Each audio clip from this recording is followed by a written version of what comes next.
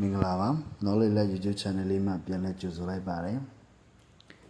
ဒီနေ့ပေါ့နော်တငယ်ချင်းအဝေးရောက်တငယ်ချင်းတွေနဲ့လည်းစုံပြစ်တယ်နောက်ဆုံးပဲကိုလက်ရှိမျက်မြင်နဲ့ပေါ့နော်စုံပြစ်တဲ့အရာလေးနဲ့တခုတော့အကြောင်းအရာလေးကိုပြန်လဲဆွေးနွေးကြတော့ဒီနေ့တော့အရန်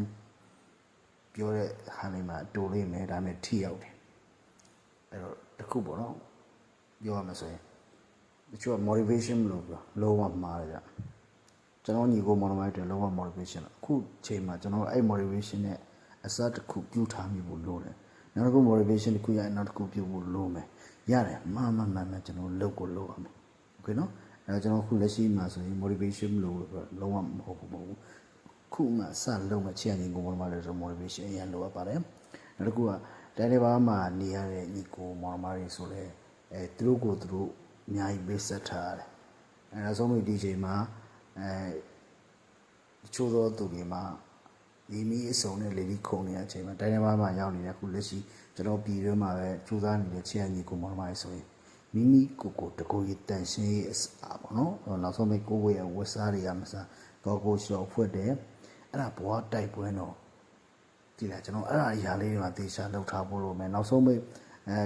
တချို့ဆိုဂရင်းကြီးမှုရိုင်းနေတယ်ကွာတချို့ဆိုအဲ့လိုမျိုးတွေနမိတ်တော်ပဲနဲ့ကိုယ့်ဟာကိုဒီပဲကိုယ့်အခန်းနဲ့ဖြစ်ဖြစ်ကိုယ့်နေရာမှာဖြစ်ဖြစ်လွတ်လပ်ပေါ့အိတ်တယ်အိတ်ပြီးတော့ကိုယ့်ဘဝအတွက်ကိုအမြဲတမ်းတိုးတက်အောင်သိယူနေတဲ့လေလာနေအဲ့ဒါလေးသိငယ်စရာမဟုတ်သေးလားကျွန်တော်အဲ့မှာအချင်းချင်းဝေးမြရင်းနေပေါ့နော်ကျွန်တော်အဲ့ဒါကိုတွေးမိမင်းဘလို့ကြိုးစားနေလဲဆိုရတယ်ငါလည်းလူသားလေးလူသားဒါမှမဟုတ်ဆိုမြအခုလက်ရှိအောင်မြင်ခြင်းနဲ့လူငယ်ကြိုးစားနေတဲ့လူငယ်ဖြစ်တဲ့ငါအတွက်တက်တောင့်တက်တာဖြစ်စေတဲ့ကြိုးစားမှုမှာမယုံယုံဆိုရင်ငါအကုန်လုံးလိုက်လောင်းလမ်းကြီးအမြဲတမ်းလုပ်တယ်။နော်အဝေးရောက်နေမှာဖြစ်ဖြစ်ဒီဘက်ကိုယ့်ရဲ့ဒီရွေးမှာပဲနေတဲ့ဒီကိုမောင်မတွေဖြစ်ဖြစ်ကျွန်တော်ပြောချင်တာရှင်းရှင်းလေးပဲ။အခုလက်တွေ့ကျွန်တော်ကြုံတွေ့ရတဲ့ခံစားချက်ကြုံတွေ့ရတဲ့ဝေဒနာဟာတွေကိုလုံးဝမေ့ပြတ်မပြစ်လိုက်ပါနဲ့။ခံစားချက်ကိုကျွန်တော်ခံမိချက်အဖြစ်ပြောင်းပါလုံးဝပြောင်းပြအောင်ပြောင်းပါပြောင်းပြီးကျွန်တော်တို့ set star တွေလုပ်ပါလုပ်ပြီးလို့ရှိရင်ကျွန်တော်တို့ motivation လိုရရင်နားထောင်ပါမရှက်ပါနဲ့မကြောက်ပါနဲ့ကျွန်တော် motivation နားထောင်ကျွန်တော်စိတ်ကူးရင်ကဘာတွေမှာကျွန်တော်ရုံထွက်တတ်ဖို့လိုတာပေါ့နော်အဲ့တော့ကျွန်တော်တို့ရဲ့ကိုယ့်အတွက်ခွင့်အားဖြစ်စေမယ့်စကားတွေကိုနားထောင်ပြီးကျွန်တော်စလုပ်ကြည့်ဒီတစ်ခုလုပ်ကြည့်ရနောက်တစ်ခုထပ်လုပ်ကြည့်ကျွန်တော်အဲ့လိုမျိုးလုံးဝအကျွမ်းမဲ့တိုက်တွန်းပါတယ်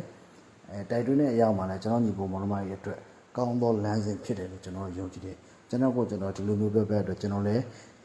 ဝမ်းစာဖြည့်ပြီးသားဖြစ်တယ်ချစ်ရညီကိုမောင်မရဲ့အတွက်လည်းအဆင်ပြေစေခြင်းနဲ့ဟုတ်ကဲ့ဗျအားလုံးကိုကျေးဇူးတင်ပါတယ်အမြဲတမ်း knowledge less မှာအတူတူရှိနေပါလေခင်ဗျာ